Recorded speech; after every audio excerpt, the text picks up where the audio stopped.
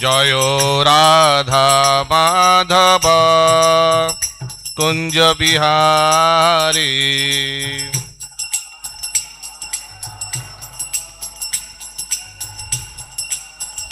जय गोपी जन वल्लभ गिरिवरधारी।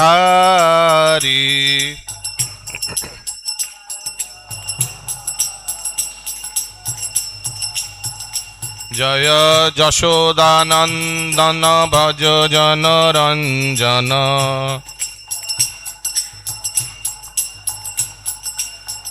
जमुना तीरा बनचारी।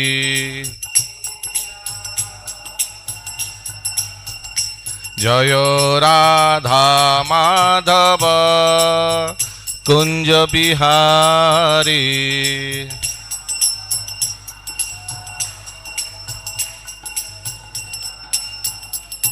हरे कृष्णा कृष्ण कृष्ण हरे हरे, हरे राम राम राम हरे हरे।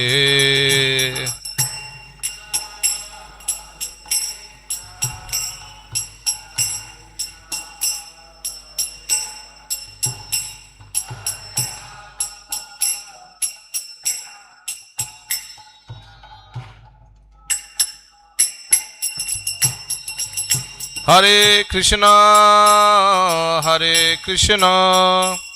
कृष्ण कृष्ण हरे हरे, हरे राम राम राम हरे हरे।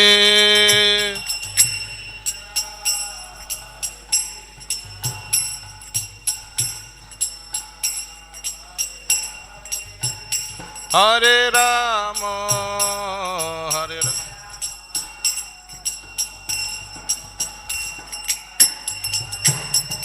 हरे कृष्ण कृष्ण कृष्ण हरे हरे, हरे राम राम राम हरे हरे।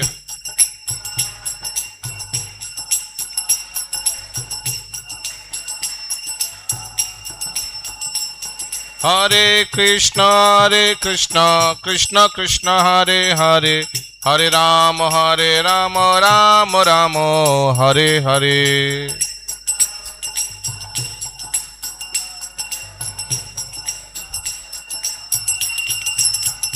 जय राधा गोविंद राधे।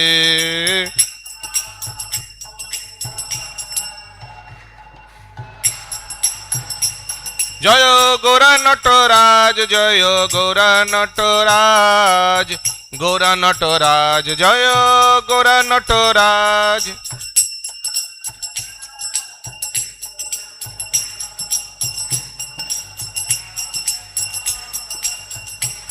जय जगन्नाथ जगन्नाथ, जय बलदेव जय सुभद्रा माँ।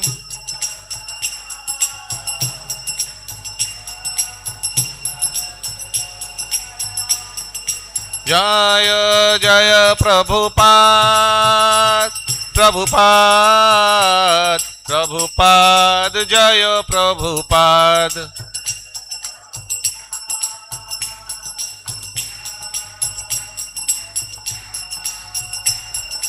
जय जय गुरुदेव गुरुदेव गुरुदेव, जय गुरुदेव।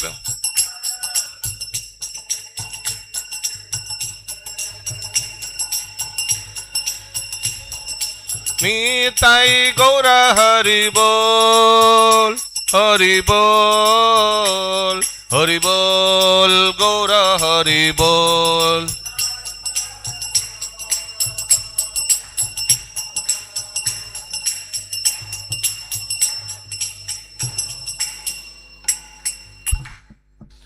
हरिनाम संकीर्तन की जय, समवेत गौर भक्त वृंद की जय। गौर प्रेमानंदे हरि हरि बोल।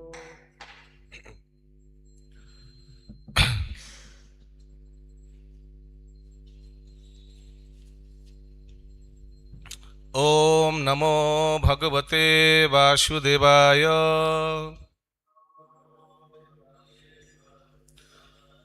ॐ नमो भगवते वासुदेवाय। ॐ नमो भगवते वासुदेवाय।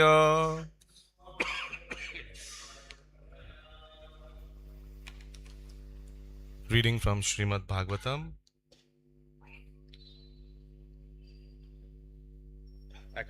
একাদশ স্কন্ধ,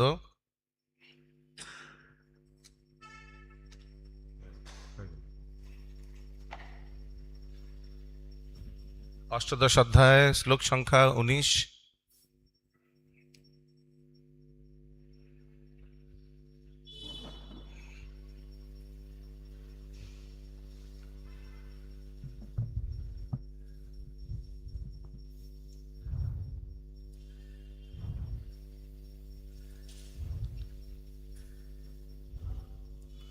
বহির্জলাশয়ং গত্বা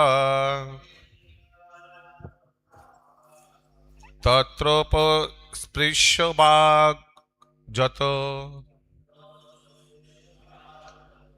বিভজ্য পাবিতং শ্রেয়ং ভুঞ্জিতা শেষমারতম। বহির্জলাশয়ং গত্বা তত্রোপস্পৃশ্য বাগ যত বিভজ্য পাবিতং শেষং ভুঞ্জিতা শেষমারিতম। বহির্জলাশয়ং গত্বা তত্রোপস্পৃশ্য বাগ যত বিভজ্য পাবিতং শেষং ভুঞ্জিতা শেষমারতম।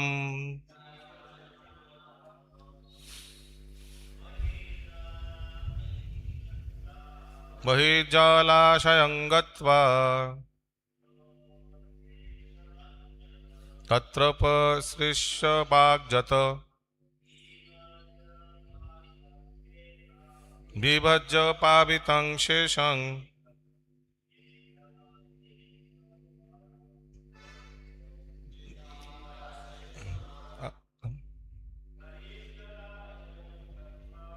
বহির্জলাশয়ং গত্বা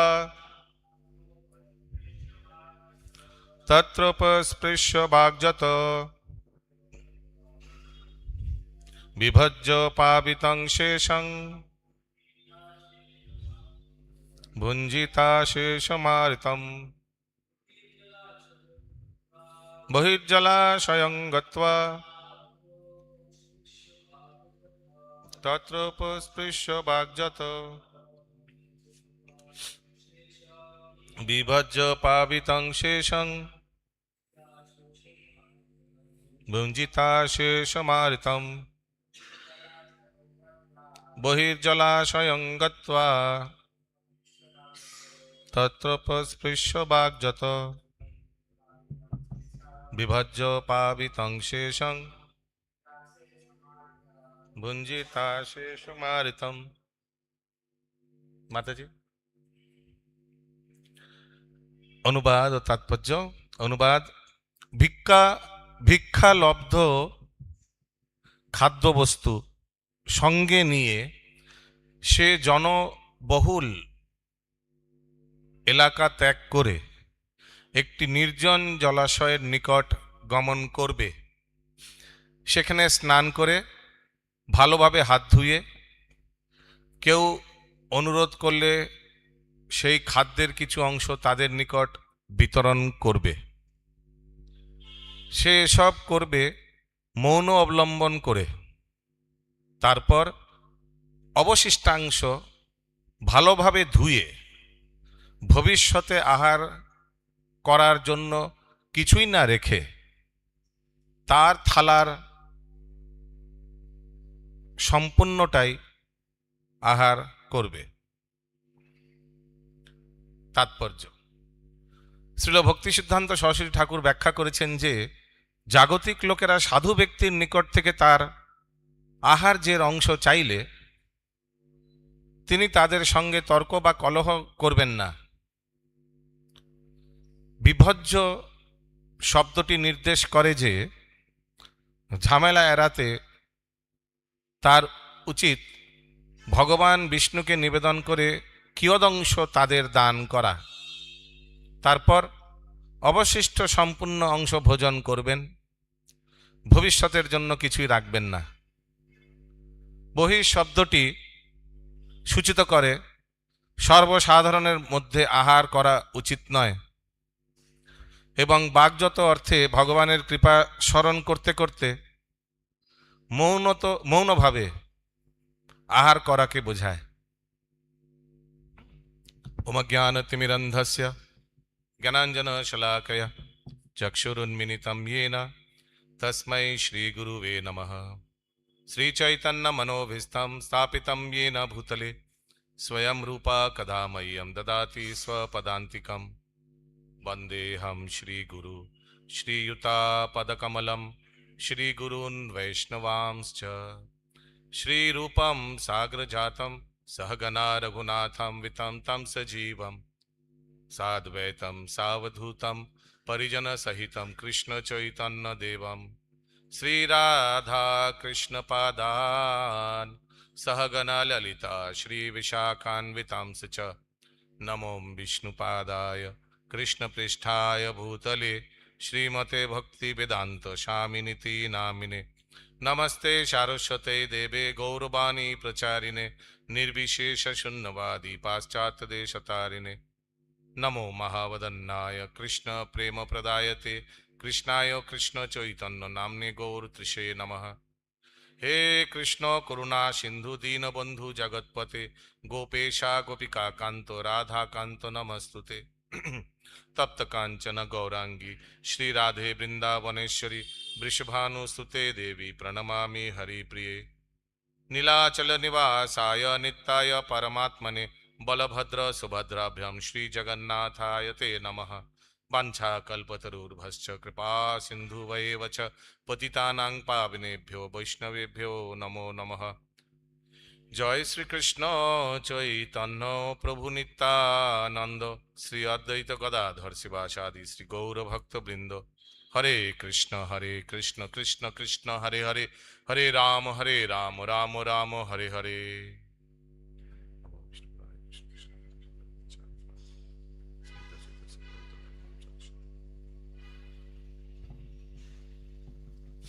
হরে কৃষ্ণ।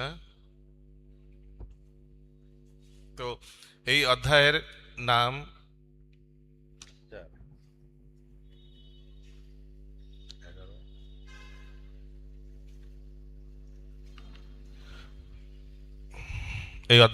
বর্ণাশ্রম ধর্মের বর্ণনা। এই অধ্যায়ে 48টি শ্লোক আছে, কিন্তু প্রথম 13টি শ্লোক বর্ণাশ্রমের ব্যাপারে বলছেন। এরপর সন্ন্যাস আশ্রমের ব্যাপারেই ব্যাখ্যা করা হয়েছে। আজকে আমরা আলোচ্য 19 শ্লোক সংখ্যায় ক্রম অনুসারে যাব, লাইন বাই লাইন, কারণ কি অনেক শিক্ষামূলক ব্যাপার বলেছেন। অনুবাদে বলা হয়েছে, ভিক্ষালব্ধ খাদ্যদ্রস্ত সঙ্গে নিয়ে সে, মানে সেই সন্ন্যাসী ভিক্ষাদ্রস্ত খাদ্য সব ভিক্ষা করা যে সব সংগ্রহ করে, সে জনবহুল এলাকা ত্যাগ করে একটি নির্জন জলাশয়ের নিকট গমন করবে। যেখানে ভিড়ভাট্টা একদম নির্জন স্থানে যাবে, সব ছেড়ে নির্জন স্থানে গিয়ে জলাশয়ের নিকট গমন করবে। জলাশয় খুব দরকার, হাত ধোয়ার জন্য, স্নান করার জন্য, শৌচম এক্সেট্রা মধ্যাহ্ন সব। সেখানে স্নান করে ভালোভাবে হাত ধুয়ে কেউ অনুরোধ করলে সেই খাদ্যের কিছু অংশ তাদের নিকট বিতরণ করবে। তো অলরেডি উনি ভোগ লাগিয়েছেন, সে প্রসাদ হাতে আছেন, সেগুলো কিছু বিতরণও করবে। অনেক অনেক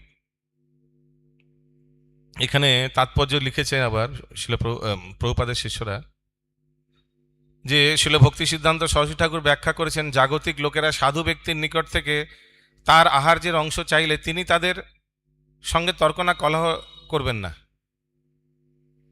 বিভজ্য শব্দটি নিষেধ করে যে ঝামেলা এড়াতে তার উচিত ভগবান বিষ্ণুকে নিবেদন করে কিয়দ অংশ তাদের দান করা, কিছু অংশ তাদের দান করা। তো অনেকে মন্দিরে প্রসাদ চায়, তো কিছু অংশ তাদের, এটাতে বৈরাগ্য হবে সাধুদের, কারণ কি তাদের ভোজনের জন্য তারা ভিক্ষা প্রার্থনা করেছে, আর সাধারণ মানুষ সেইখান থেকে কিছু চাইছে। আর শাস্ত্রে অনেক উল্লেখ আছে, মহারাজদের, রাজ ঋষিদেরও উল্লেখ আছে কিভাবে তারা এত দানী ছিলেন যে তাদের ভিক্ষার অংশে তো দূরের কথা, তাদের নিজের যা লাস্ট মে রিমেন যা, সেটাও দান করতে কোনো অসুবিধা নেই। সবচেয়ে বড় উদাহরণ তো মহারাজ ময়ূরধ্বজের আছে, কিভাবে ব্রাহ্মণ এসে তার শরীরে হৃদয়ের নিকট অংশ চায়, আর সে ভগবানের শুদ্ধ ভক্ত, সে তা দিতেও দ্বিধা করেননি।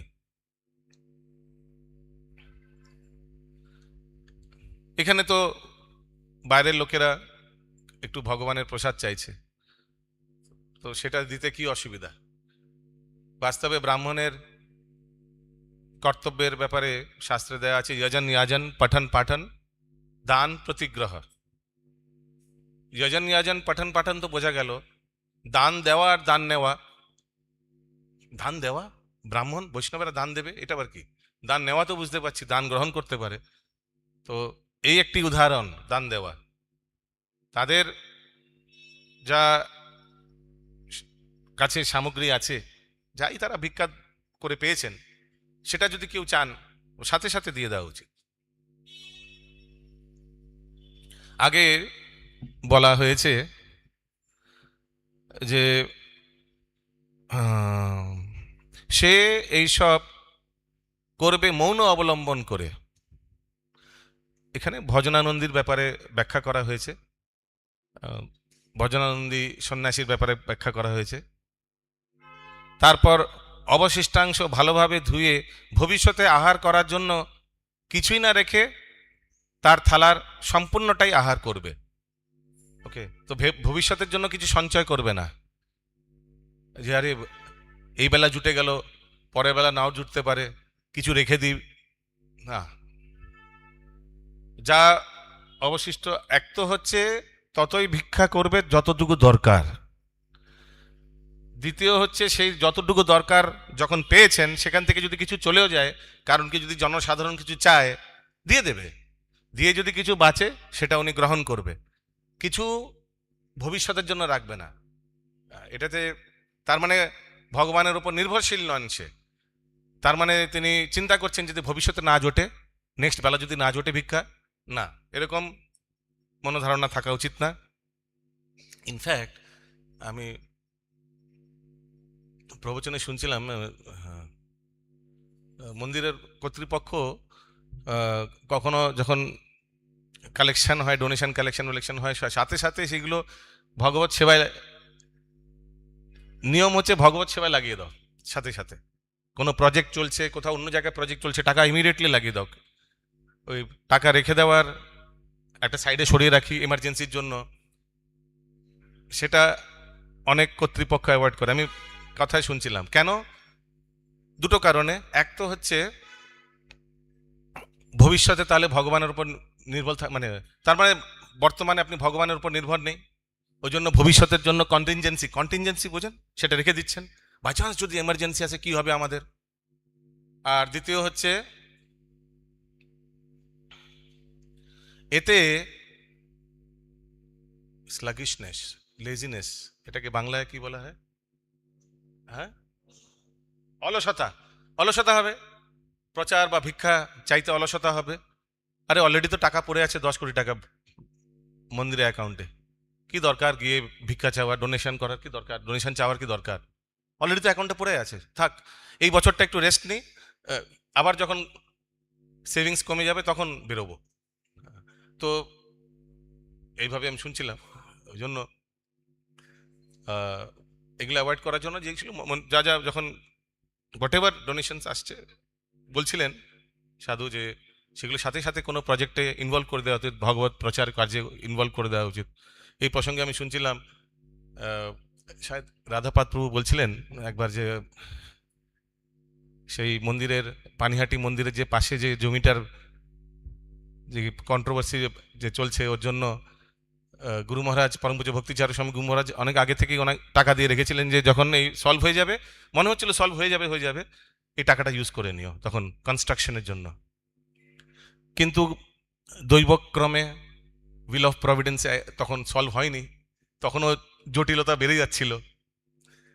এদিকে তখন নিউ টাউন মন্দিরের কনস্ট্রাকশনের, মন্দিরের যে হল কনস্ট্রাকশন বা আই ডোন্ট নো হোয়াট প্রজেক্টের জন্য তখন আই থিঙ্ক আচার্যরত্ন প্রভু গুরু মহারাজকে নিবেদন করেন যে কিছু ডোনেশন একটু করুন আমাদের নিউ টাউন মন্দিরের জন্য, একটু হেল্প করার জন্য। তখন সাথে সাথে গুরু মহারাজ সেই পানিহাটির মন্দিরে যে ফান্ড রাখা ছিল মন্দির নির্মাণের জন্য, কিন্তু ওটা হচ্ছিল না, কারণ কি ওখানে পলিটিক্যাল প্রবলেম এক্সেট্রা, সাথে সাথে সেটা নিয়ে নিউ টাউনের মন্দিরের ডেভেলপমেন্টের জন্য সাথে সাথে বলে দেন দিয়ে দিতে।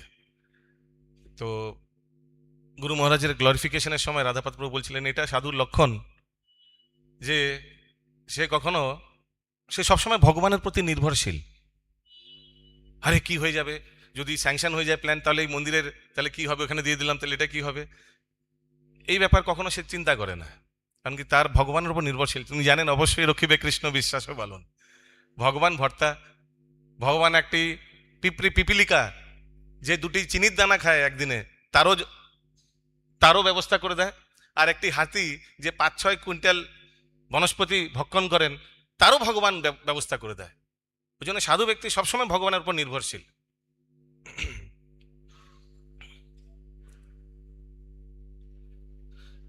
তাৎপর্যে আগে লেখা আছে, বিভজ্য শব্দটি নির্দেশ করে যে ঝামেলায় রাতে তার উচিত ভগবান বিষ্ণুকে নিবেদন করে কিয়দংশ তাদের দান করা, তারপর অবশিষ্ট সম্পূর্ণ অংশ ভোজন করবেন, ভবিষ্যতের জন্য কিছুই রাখবেন না।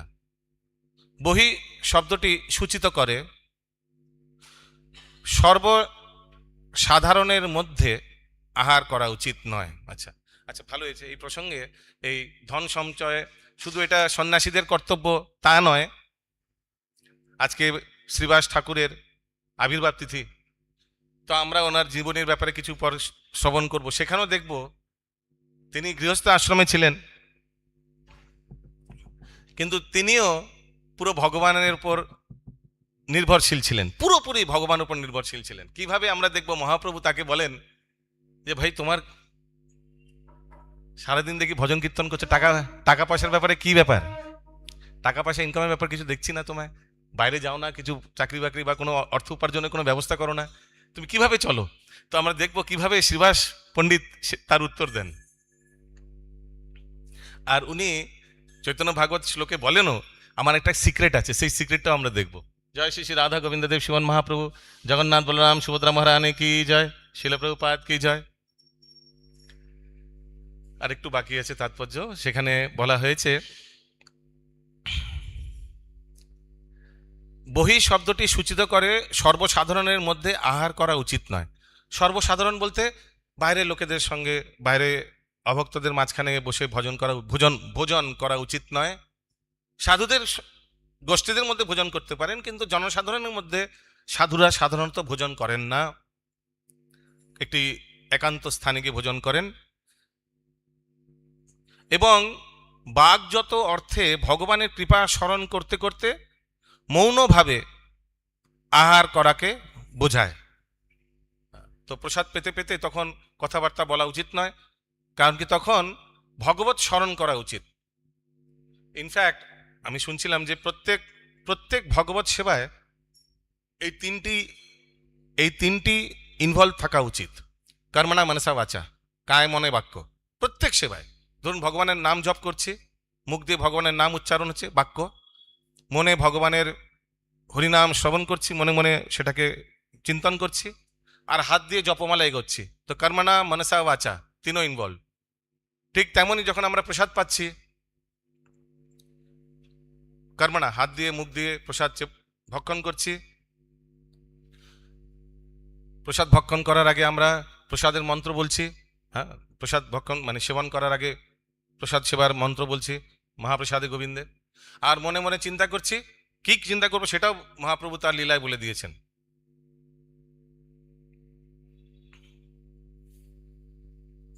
একদিন অদ্বৈত আচার্য প্রভুর গৃহে গৌরাঙ্গ মহাপ্রভু ভোজন করছিলেন, ভোগ গ্রহণ করছিলেন। আর উনি বলছেন,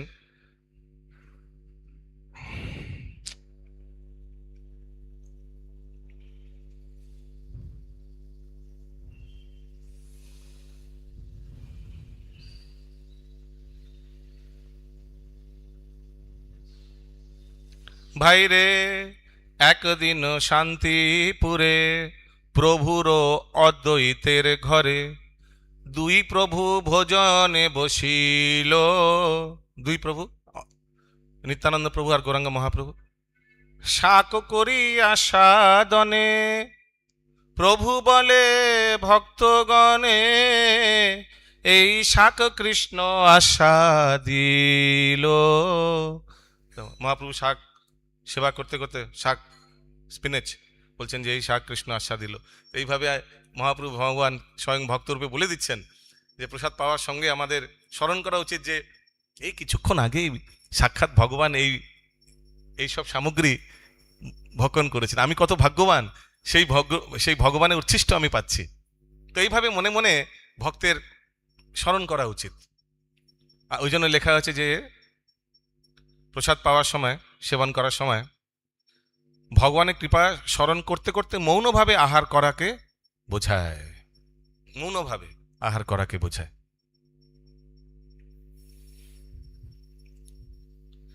তো আজকে শ্রীবাস ঠাকুর স্বয়ং নারদ মুনি অবতার, ওনার আজকে শুভ আবির্ভাব তিথি। গৌর পার্শ্বদ চরিতাবলিতে ওনার ব্যাপারে, ওনার মহিমার ব্যাপারে বলা হয়েছে, সেই নবদ্বীপে বৈশে পণ্ডিত শ্রীবাস, বৃন্দাবন দাস ঠাকুর বলছেন, যাহার মন্দিরে হইল চৈতন্য বিলাস। যাহার মন্দিরে, শ্রীবাস ঠাকুরের ঘরে গৌরাঙ্গ মহাপ্রভু সর্ববিলাস করেছেন। উনি শুধু দিনেই নয়, রাত্রেও উনি ভক্তদের সঙ্গে নির্ণয় নেন যে আমরা শ্রীবাস অঙ্গনে নিত্য কীর্তন করব। সর্বকাল চারি ভাই গায়ে কৃষ্ণ নাম। চারি ভাই শ্রীবাস ঠাকুরেরা। ত্রিকাল করয়ে কৃষ্ণ পূজা গঙ্গা স্নান, আর 3 বার কৃষ্ণ পূজা আর 3 বার গঙ্গা স্নান করতেন। ওনারা 4 ভাই ছিলেন, শ্রীরাম, শ্রীবাস, শ্রীপতি ও শ্রীনিধি। এই 4 ভাইয়ের মধ্যে চৈতন্য চরিতামৃতে কবিরাজ গোস্বামী বলছেন যে শ্রীবাস পণ্ডিত আর শ্রীরাম পণ্ডিত চৈতন্য বৃক্ষের সর্বপ্রথম শাখা। তো বুঝতে পারছেন কত গুরুত্বপূর্ণ। চৈতন্য চরিতামৃতের 10ম স্কন্ধে, যে স্কন্ধের নাম চৈতন্য বৃক্ষের মূল স্কন্ধ ও শাখা প্রশাখা, মূল স্কন্ধ সাক্ষাৎ গৌরাঙ্গ মহাপ্রভু, আর শাখা প্রশাখায়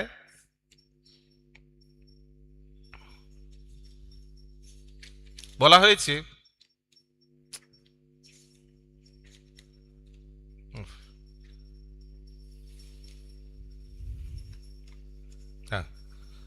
শাখা প্রশাখা বলেছে শ্রীবাস পণ্ডিত আর শ্রীরাম পণ্ডিত, 2 ভাই। 4 ভাই ছিল, ওর মধ্যে 2 ভাই। 2 ভাই 2 শাখা জগতে বিদিত।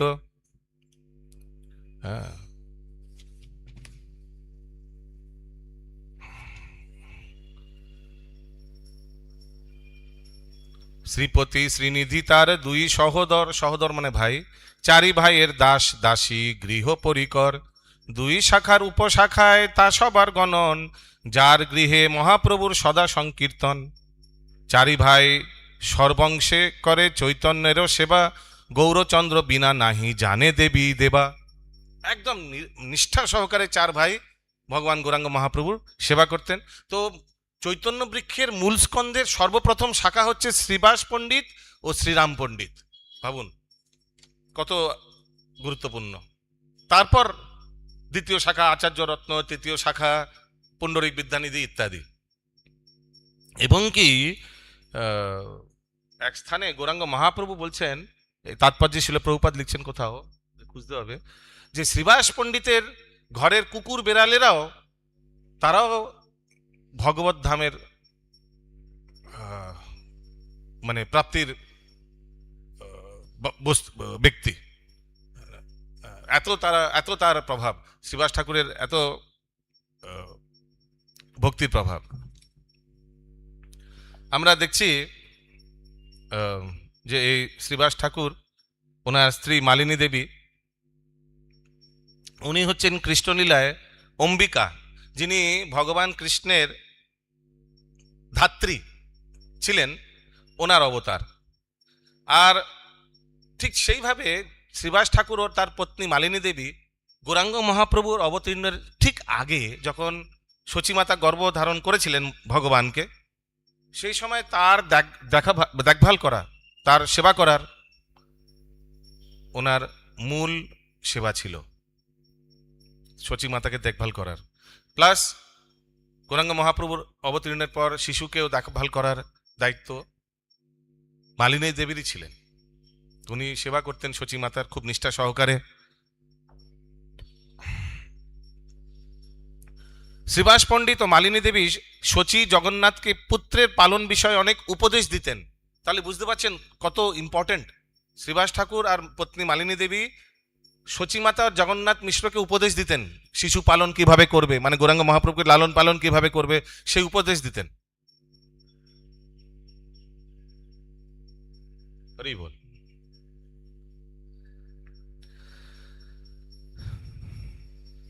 আর যখন গৌরাঙ্গ মহাপ্রভু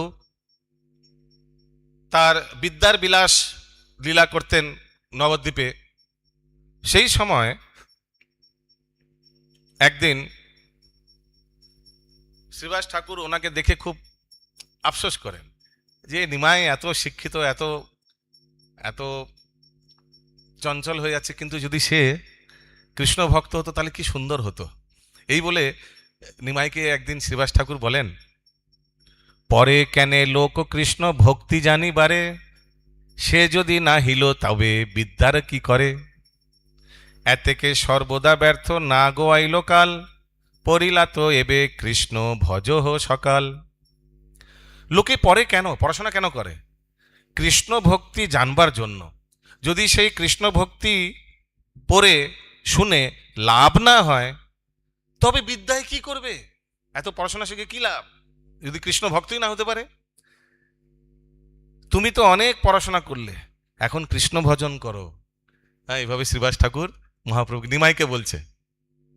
মহাপ্রভু তা শুনে হাসতে হাসতে বললেন, তোমার কৃপায় সেহ হইবে নিশ্চিত, সেটাও নিশ্চয় একদিন হবে তোমার কৃপায়। তোমাদের কৃপায় আমার নিশ্চয় কৃষ্ণ ভক্তি হবে। আর পরবর্তীকালে যখন গৌরাঙ্গ মহাপ্রভু গয়া থেকে, ঈশ্বরপুরীপাদের থেকে যখন দীক্ষা গ্রহণ করে ফেরত আসেন, তখন শ্রীবাসের গৃহে মহাপ্রভু গিয়ে কি করেন? শ্রীবাস ঠাকুরকে বলতে থাকেন, কাহারে পুজিস করিস কার ধ্যান, যাহারে পুজিস তারে দেখ বিদ্যমান। কাকে পুজো করছিস? যাকে পুজো করছিস তাকে সাক্ষাৎ দেখো, আমি সাক্ষাৎ এসছি।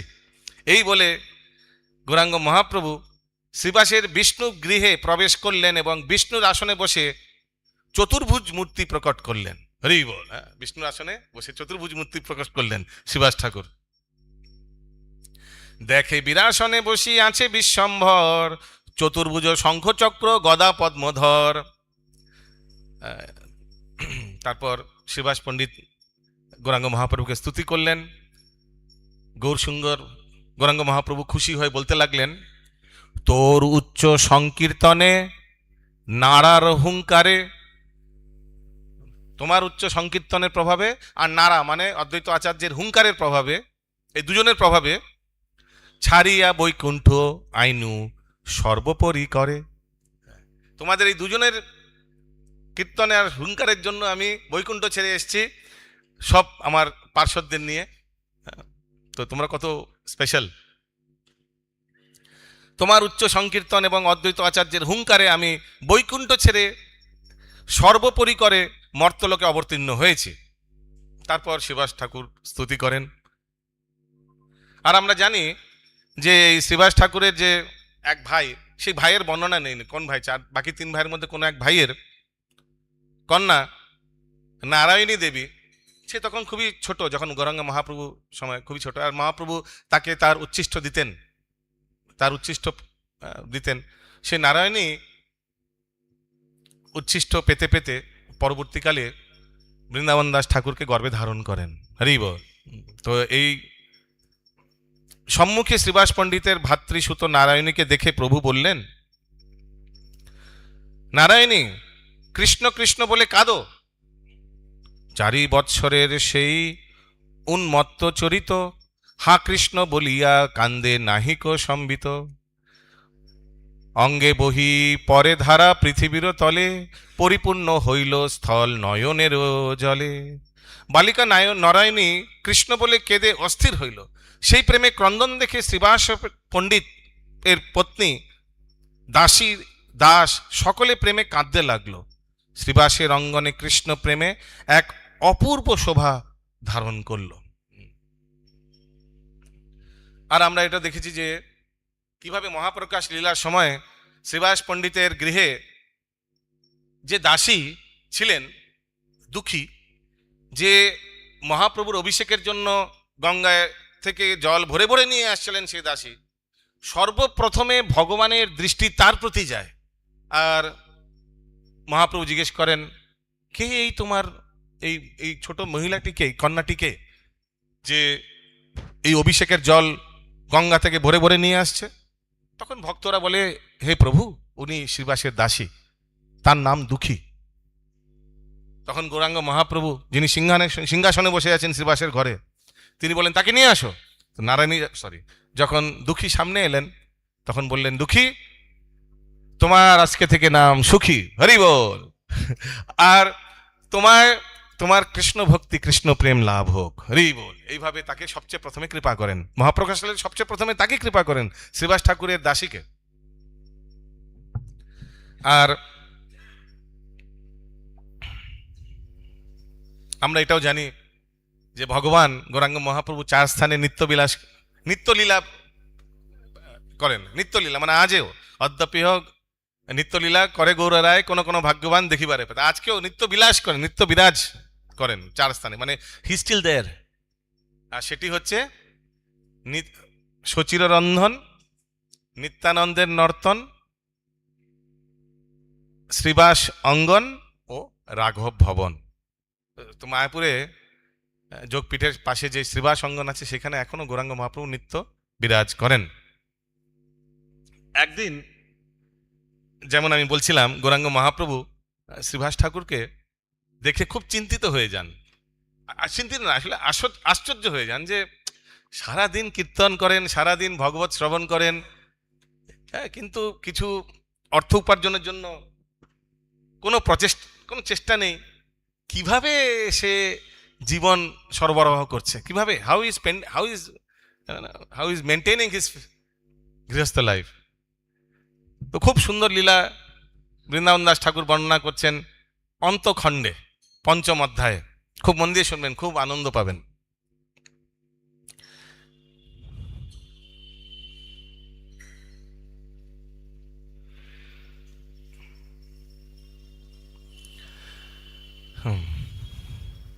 এই মতো রঙ্গে প্রভু শ্রী গৌর সুন্দর, কতদিন রহিলেন শ্রীবাসের ঘর।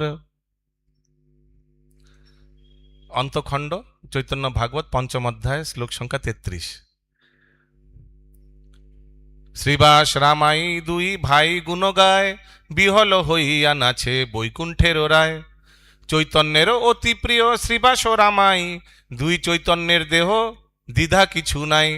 সংকীর্তন ভাগবত পাঠ ব্যবহারে, বিদূষক লীলায় অশেষ প্রকারে। জন্মায়ন প্রভুর সন্তোষ শ্রীনিবাস, যারে গৃহে প্রভুর সর্বদা পরকাশ। বৃন্দাবন দাস ঠাকুর শ্রীবাস বলতে বলতে অনেকবার শ্লোকে শ্রীনিবাস বলে দিয়েছে, কিন্তু ভুলবেন না, এই শ্রীনিবাস আচার্য তখন ছিলেন না, 1 নম্বর। 2 নম্বর, শ্রীনিবাস আচার্য মহাপ্রভুর নেক্সট জেনারেশন। 3 নম্বর, শ্রীনিবাস আচার্য সাক্ষাৎ মহাপ্রভু রূপে প্রকট হয়েছেন। তো এই যে শ্রীবাস বলতে বলতে শ্রীনিবাস বলে দিচ্ছে, তার মানে বুঝতে পারছেন কত প্রিয় শ্রীবাস ঠাকুর গৌরাঙ্গ মহাপ্রভুর।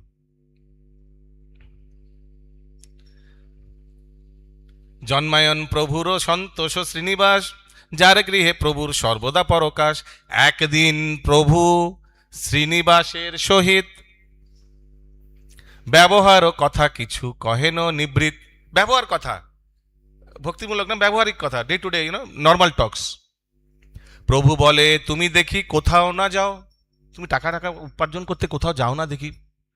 কে মতে বা কুলাই বা কে মতে কুলাও, তুমি কি মতে কুলাবে, কিভাবে তুমি মেনটেন করবে, আর কিভাবে মেনটেন করছো আমায় একটু জানাও। শ্রীবাস বলেন, প্রভু কোথাও যাইতে না লয়ে আমার চিত্ত কহিনু তোমাতে। প্রভু আমার চিত্ত ঘরের বাইরে, আমার মন ঘরের বাইরে যেতে ইচ্ছে করে না, সারাক্ষণ ভজন কীর্তনই করতে ইচ্ছে করে। প্রভু বলে, পরিবার অনেক তোমার, তোমার তো অনেক বড় পরিবার, নির্বাহ কে মতে তবে হইবে সবার। শ্রীবাস বলেন, যার অদৃষ্টে যা থাকে সেই হইবে কো মিলিবে কো যে তা পাকে। শ্রীবাস ঠাকুর বলছেন, যা কপালে আছে, যা আমার কর্মফল, সেই অনুযায়ী তো আমি পাবই। প্রভু বলে, তবে তুমি করো সন্ন্যাস, তাহা না পরিব মুই। বলেন শ্রীবাস, প্রভু বলে, সন্ন্যাস গ্রহণ না করিবা, ভিক্ষা করিয়াও কারে কারো দ্বারে না যাইবা। তো মহাপ্রভু ওনাকে উপদেশ দিতে, এক কাজ করো, তুমি সন্ন্যাস নিয়ে নাও, সন্ন্যাস নিলে তুমি ভিক্ষা দ্রব্য এগুলো পেতে থাকবে, তোমার সংসার চলবে। তো শ্রীবাস ঠাকুর বলছেন, না সন্ন্যাস তো নেব না। তখন মহাপ্রভু বলছেন, তুমি সন্ন্যাসও নেবে না, লোকের ঘরে ভিক্ষাও করবে না, বাড়ি থেকেও বেরোবেন না, তাহলে তোমার পরিবার চলে কি করে? কে মতে করিবে পরিবারের পোষণ, কিছুই তা না বুঝি মুই তোমারও বচন। তুমি কিভাবে তোমার ঘর সংসার চালাচ্ছ আমি কিছু বুঝতেই পারছি না। সাক্ষাৎ ভগবান যিনি অন্তর্যামী, উনি এইভাবে জিজ্ঞেস করছেন, সবই জানেন তাও জিজ্ঞেস করছেন আমাদের কল্যাণের জন্য। একলাতে কোথাও না গেলে না আইলে, বট মাত্র কাহারেও আসিয়া না মিলে। তুমি একলা কোথাও যাচ্ছ না, কোথাও আসছো না, নিজে নিজে কি কখনো টাকা পয়সা বাড়িতে চলে আসে? না মিলিল যদি আসি তোমারও দুয়ারে, তবে তুমি কি করিবা বলো হো আমারে। যদি তোমার কাছে টাকা পয়সা না আসে তাহলে তুমি কি করো আমায় একটু বলো। শ্রীবাস বলেন, হাতে 3 তালি দিয়া, 1 2 3 এই কহিলু ভাঙ্গিয়া। শ্রীবাস ঠাকুর বলছে যে আমার একটা সিক্রেট আছে, আমি এইভাবে 3 বার তালি মারি, 1 2 3। তখন মহাপ্রভু বলছে, কি এটা, এটার মানে কি? প্রভু বলে, এই 1 2 3 যে করিলা, কি অর্থ ইহার বলো, কেন তালি দিলা? শ্রীবাস বলেন, ওই দড়ানো আমার 3 উপবাসে যদি না মিলে আহার, তবে সত্য কহ ঘট বান্ধিয়া গলায়, প্রবেশ করি মুই সর্বথা গঙ্গায়। হরি বল। হ্যাঁ, তো শ্রীবাস ঠাকুর বলছেন, আমি 1 2 3 তালি দিই, আর যদি সেই 3 তালি দেওয়ার পর, মানে 3 দিন উপবাস করার পর যদি কখনো আহার সামগ্রী না আসে, তাহলে আমি ঠিক করেছি গলায় হাড়ি বেঁধে গঙ্গায় আত্মহত্যা করব। এইভাবে ঠিক করেছি, আর এইভাবে ঠিক করেছি, ভগবান সবসময় পাঠায়। কেন পাঠায় এগুলো আগে বলবেন। এই কথা শুনে গৌরাঙ্গ মহাপ্রভু খুব ক্রুদ্ধ হয়েছেন, খুব ক্রুদ্ধ, রেগে গেছেন। আমার ভক্ত বলছেন যে আমি যদি ওনাকে ভরণ পোষণ না করি, সে গঙ্গায় গলায় হাড়ি বেঁধে গঙ্গায় ঝাঁপ দেবে। তবে এই মাত্র শ্রীবাসেরও শুনিয়া বচন, হুঙ্কার করিয়া উঠে শচীর নন্দন। প্রভু বলে, কি বলিলি পণ্ডিত শ্রীবাস, তোর কি অন্যেরও হইবে, তোরও কি অন্যেরও হইবে উপাস। যদি কদাচিৎ বা লক্ষ্মীও ভিক্ষা করে, তথাপিও দারিদ্র না হিব তোর ঘরে। হরি বল, হরি বল। বলছে, কি তোর সাহস, তুই বলছিস তোরে কখনো তোর কি অন্যের হবে উপবাস? কখনো তোমার বাড়িতে অন্যের উপবাস মানে অন্যের অভাব হবে? যদিও কদাচিৎ বা লক্ষ্মী ভিক্ষা করে, যদি মা লক্ষ্মীও ভিক্ষা করে, এরকম যদি দুর্দশা দিন আসে, তাও তথাপিও দারিদ্র নাহিবে তোর ঘরে, তাও দরিদ্রতা কখনো তোমার ঘরে প্রবেশ করবে না। গৌরাঙ্গ মহাপ্রভু কি জয়।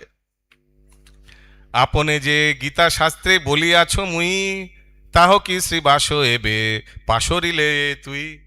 তোমার মনে নেই শ্রীবাস, আমি ভগবদ গীতায় কি বলেছি, কি বলেছেন? অনন্যশ্চিন্তয়ন্তো মাং ये जना परुपास्यते तेषां सततयुक्तानां तेषां नित्यभियुक्तानां योगक्षेमं वहाम्यहम्। যে ভক্ত অনন্য ভক্তি সহকারে আমার ভজন কীর্তন করে, সেই ভক্তের গৃহে যা আছে সেটা আমি রক্ষা প্রদান করি, আর যা নেই আর যা দরকার সেটা আমি ভরণ পোষণ করি। এই বিশ্বাস তো তোমার আছে দেখছি খুব দৃঢ়তা সহকারে। খুব খুশি হলেন শ্রীবাস পণ্ডিতের এই এই এই কথা শুনে, এই বিবেচনা শুনে মহাপ্রভু খুব খুশি হলেন। যে যে জন চিন্তে মোর অনন্য হইয়া, তারে ভিক্ষা দেও মুই মাথায় বহিয়া। যেই মোরে চিনতে নাহি যায় কারো দ্বারে, আপনে আসিয়া সর্বসিদ্ধি মিলে তারে। যে সারাক্ষণ আমার চিন্তা করছে, আর এই জন্য আমার চিন্তা করার জন্য কোনো দ্বারে গিয়ে ভিক্ষা করছেন না, যত সিদ্ধি আছে অষ্টসিদ্ধি নবনিদ্ধি সব তার দরজার সামনে এসে ভিক্ষা মাঙ্গে, আমায় নিয়ে নাও। আমায় নেবে? আমি অনিমা, আমি লগিমা, আমি গরিমা, নেবে নেবে আমায় নিয়ে নাও। কিন্তু ভক্তের অত সময় নেই। ধর্ম অর্থ কাম মোক্ষ আপনে আসিয়া, তথাপিও না চায় না লয়ে মোর দাসে। ধর্ম অর্থ কাম মোক্ষ আপন আইসে, তথাপিও না চায় না লয়ে মোর দাসে। ধর্ম অর্থ কাম মোক্ষ চতুর্বর্গ এসে বলে আমায় নিয়ে নাও, ধর্ম আমি অর্থ নিয়ে নাও, কিন্তু ভক্তরা তথাপিও না চায়, ওনাদের দিকে তাকায়ও না, না লয় মোর দাসে। মোর সুদর্শন চক্রে রাখে মোর দাস, প্রলয় যার নাহিক বিনাশ। আমার সুদর্শন চক্র আমার দাসকে সবসময় সংরক্ষণ, অলওয়েজ প্রোটেকশন দেয়। আর এত প্রোটেকশন যায় যে প্রলয়ের সময় যখন সবাই ডুবে মরে যায়, সেই সময়ও আমার দাসের কোনো কিছু, আমার ভক্তের কোনো কিছু বিনাশ হয় না। যে মোরে দাসেরেও করে স্মরণ, তাহারেও কর মুই পোষণ পালন। আরো ভগবান আরো নতুন জিনিস বলছেন, বলছে যে আমার দাসকে, আমার চিন্তার তো দূরের কথা, যে আমার দাসেরও চিন্তা করে তারও আমি ভরণ পোষণ করি। সেবকেরও দাসও সে, মোহারও প্রিয় বড়, অনায়াসে সেই সে মোহারে পায়ে দৃঢ়। যে আমার সেবকের দাস সে আমার অতি প্রিয়, আর অনায়াসে মানে খুবই সহজে সে আমার দৃঢ় ভক্তি প্রাপ্ত হয়। হরিব। কোন চিন্তা মোর সেবকেরও ভক্ষ করি, মুই যার পোষ্টা আছে সবার উপরি। সুখে শ্রীনিবাস তুমি বাসি থাকো ঘরে, আপনি আসিবে সব তোমারও দুয়ারে। হরিব। গৌরাঙ্গ মহাপ্রভু বলছে, সুখে তুমি যেভাবে ভজন কীর্তন করছো, সুখে এইভাবেই করতে থাকো, আপনি আপনি তোমার ঘরে সবকিছু পাঠানো হবে, ডোন্ট ওয়ারি। শ্রীবাস ঠাকুর কি জয়, গৌরাঙ্গ মহাপ্রভু কি জয়। তো আরো অনেক শ্রীবাস ঠাকুরের লীলা আছে। স্পেশালি আমরা দেখি কিভাবে মহাপ্রকাশ লীলায় গৌরাঙ্গ মহাপ্রভু শ্রীবাস ঠাকুরকে স্মরণ করিয়ে দেয়। শ্রীবাস, মনে আছে কিভাবে তোমার প্রতি আমি কৃপা করেছি, কিভাবে তুমি কুলিয়া গ্রামে গিয়ে দেবানন্দ পণ্ডিতের পাঠে গিয়ে ভাগবত শ্রবণ করছিলে। সেই দিন দেবানন্দ পণ্ডিত কালিয়া দমনের পর ভগবান শ্রীকৃষ্ণকে যে কালীয় পত্নীরা স্তুতি করছিলেন সেটা তুমি শ্রবণ করছিলে। আর শ্রবণ করতে করতে তুমি, তোমার শরীরে অষ্টসাত্ত্বিক বিকার চলে এসেছিল, তুমি কৃষ্ণর বিরহে ভাবগ্রাহী হয়ে গেছিলে, আর সেই ভাবনায় তুমি ছটফট করছিলে। তোমার সেই অষ্টসাত্ত্বিক বিকার দেখে দেবানন্দ পণ্ডিতের শিষ্যরা, বাকি শিষ্যরা ভাবছিলেন যে একটি উৎপাত করছে এই ভক্ত, উৎপাতের কারণ। তারা ওই স্তরে ছিলেন না যে তোমার এই অষ্টসাত্ত্বিক বিকার দেখে তা গ্রহণ করে বা প্রশংসা করে। তখন দেবানন্দ পণ্ডিত পাঠ করছিলেন, আর তার সামনে তার শিষ্যরা তোমাকে তুলে নিয়ে বাইরে ফেলে দেয়। মনে আছে শ্রীবাস?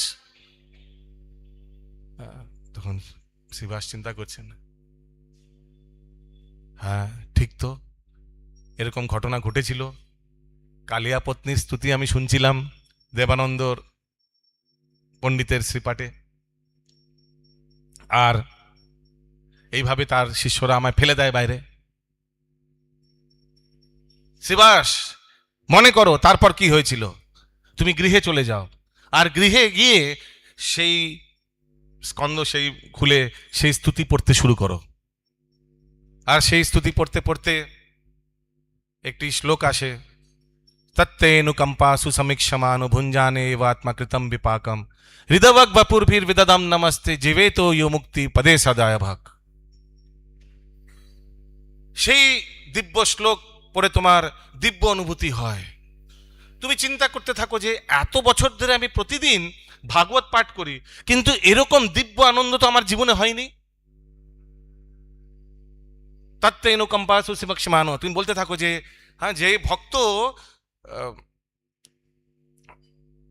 জীবনের দুঃখ দুর্দশা, এই ত্রিতাপ দুঃখ দুর্দশা, এই জড়জগতের ক্লেশ ভোগ করতে করতে সবসময় স্মরণ করেন আর সবসময় নিজের ভজন সাধন করতে থাকেন, এই ভেবে যে ভগবান শ্রীকৃষ্ণ অতি কৃপালু, আমার মতো পাপীকে অনেক কম যন্ত্রণায় ছেড়ে দিচ্ছেন, আর এই ভেবে তুমি ভজন কীর্তনে কোনো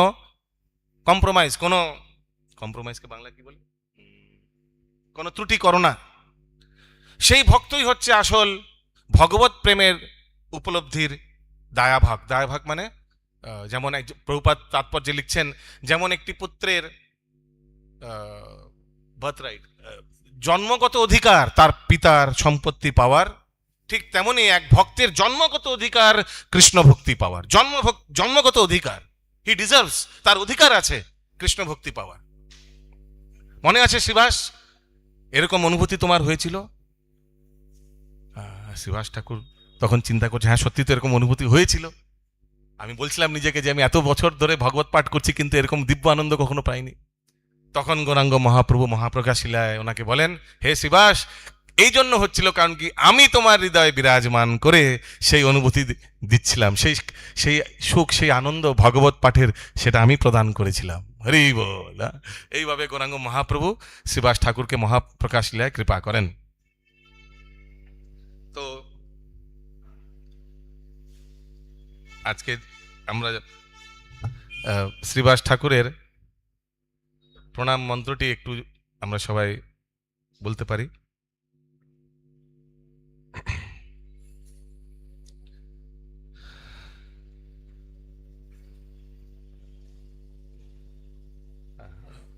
তো ওপরে গদাধর পণ্ডিতের প্রণাম মন্ত্র আছে, ওর নিচে আপনারা দেখে দেখে বলতে পারেন, that is the one below. No no, শ্রীবাসটাকে দেখেন, অনেকের কণ্ঠস্থ আছে, তো আপনারা রিপিট করতে পারেন। শ্রীবাস পণ্ডিতং নৌমি গৌরাঙ্গ প্রিয় পার্ষদং যস্য কৃপা লবেনাপি গৌরাঙ্গে জায়তে রতি। শ্রীবাস পণ্ডিতং নৌমি গৌরাঙ্গ প্রিয় পার্ষদং যস্য কৃপা লবেনাপি গৌরাঙ্গে জায়তে রতি। শ্রীবাস পণ্ডিতং নৌমি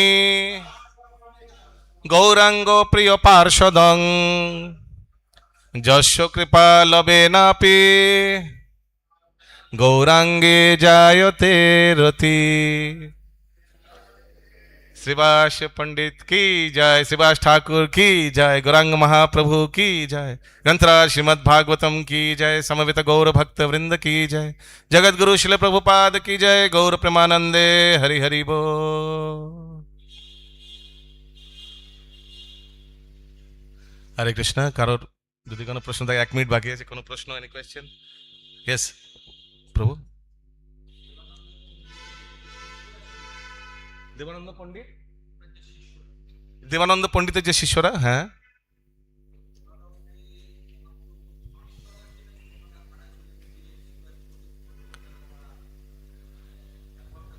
হ্যাঁ হ্যাঁ হ্যাঁ, কিন্তু ওনারা এরকম ব্যবহার এই জন্য করেছিলেন কারণ কি, ওনারা একটা ডিস্টারবেন্স ভাবছিলেন কথায়। আমি আমি মহাপ্রকাশ লীলা দেখছিলাম, গোলাকা প্লেয়ার্স আছে না, চৌপাটির গোলাকা প্লেয়ার্স, খুব সুন্দর ড্রামা টিম আছে, দেখবেন যদি ইউটিউবে গিয়ে মহাপ্রকাশ লীলা, খুব সুন্দর অসাধারণ এই ড্রামাটি করেছেন ভগবানের মহাপ্রকাশ লীলা। ওখানে দেখাচ্ছিল কিভাবে, ওখানে দেখাচ্ছিল শ্রীবাস ঠাকুর কিভাবে অষ্টসাত্ত্বিক বিকারে কাঁপছিল। আর তো ওনারা ভাবছিলেন হয়তো সে কেউ ঢঙি মায়াবাদী বা কোনো হয়তো অপসম্প্রদায় বলে যে সে এরকম করছে, শারীরিক বিকার করছে। তো ওরা বিরক্ত হচ্ছিল, আরে আমাদের পাঠে বাধা হচ্ছে, ভালো করে শ্রবণ করতে পারছি না। হ্যাঁ, বারবার শ্রীবাস পণ্ডিতের আশ্রয় বিগত কোনো দেখানো ছিল না, ওটা সত্যি করে হৃদয় থেকে আসছিল। কিন্তু বাকি শিষ্যরা দেবানন্দ পণ্ডিতের ভাবছিলেন যে হি ইজ অ্যাক্টিং, ইউনো, এই বাইরে ফেলে দাও, আমাদের শ্রবণ করতে দিচ্ছে না ঠিক করে, এই ভেবে তারা তাকে এইভাবে। আর গৌরাঙ্গ মহাপ্রভু প্রচন্ড ক্রোধিত হয় দেবানন্দ পণ্ডিতের উপর, আপনারা জানেন এর উপর পুরো অপরাধ ভঞ্জন লীলা হয়েছে। কি দেবানন্দ পণ্ডিত সব এসব দেখার পরেও চোখের সামনে দেখেছে যে শ্রীবাস পণ্ডিতের মতো শুদ্ধ ভক্তকে তার শিষ্যরা উঠিয়ে বাইরে ফেলে দিয়েছে, কিন্তু সে কোনো প্রতিবাদ করেনি। এই জন্য পরবর্তীকালে কিভাবে তাকে শাস্তি দেন, আর কিভাবে পরবর্তীকালে দেবানন্দ পণ্ডিতের রিয়েলাইজেশন হয়, সে ক্ষমা প্রার্থনা করেন, আর পরবর্তীকালে গৌরাঙ্গ মহাপ্রভু তাকে কৃপাও করেন। তো ওনারাও কি মহাপ্রভুর পার্শ্বদ পরবর্তীকালে, আই এম শিওর ওনাদের ব্যাপারে কোথাও উল্লেখ নেই, নিশ্চয়ই হয়েছিলেন। একটা জিনিস তো সত্যি, সে তারাও ভগবত শ্রবণে এসেছিলেন। সো ভাগবত শ্রবণে তো কোনো অভক্তরা আসবে না। হতে পারে দেবানন্দ পণ্ডিতের শ্রীপাতে, কিন্তু ভগবত শ্রবণ করতেই এসেছিলেন, কালিয়া দমন লীলা শ্রবণ করছিলেন, ডিস্টারবেন্স ফিল করেছিলেন কারণ শ্রীবাস পণ্ডিতের আচরণে। তারা ওই স্তরে ছিলেন না যে শ্রীবাস পণ্ডিতের আচরণকে অ্যাপ্রিসিয়েট করবে, সেই স্তরে ছিলেন না।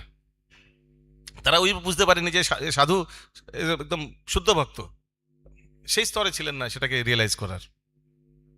কিন্তু ওদের কি হয় পরবর্তীকালে সেটার তো ব্যাপারে লেখা নেই, কিন্তু ওদের গুরুদেব দেবানন্দ পণ্ডিতের কি হয় সেটা তো ব্যাপারে ভালোভাবে ব্যাখ্যা আছে।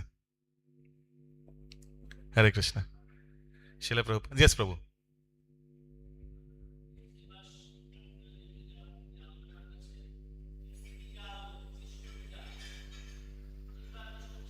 ত্রিকাল কৃষ্ণ পূজা, গঙ্গা স্নান, সে গৃহস্থ ত্রিকাল কৃষ্ণ পূজা বলতে মেনলি আমার যা মনে হয় মঙ্গল আরতি, হয়তো ভোগ আরতি, সন্ধ্যা আরতি, এরকমই হবে নাকি ত্রিকাল কৃষ্ণ পূজা। মেনলি 3টে গৃহস্থ ছিলেন। কিন্তু সারাক্ষণ 4 ভাই লেখা আছে, সারাক্ষণ 4 ভাই কৃষ্ণ পূজা, ভাগবত শ্রবণ, ভাগবত আলোচন, কীর্তন সংকীর্তন। আবার গৌরাঙ্গ মহাপ্রভু বলছে তোমার উচ্চ সংকীর্তন আর নাড়ার হুঙ্কার, এই 2 কারণে আমি অবতীর্ণ হয়েছি। তার মানে বুঝতে পারছেন কত সংকীর্তন করতেন সারাদিন। হরে কৃষ্ণ। শিলা প্রভুপাদ কি জয়। শিলা প্রভুপাদ কি জয়।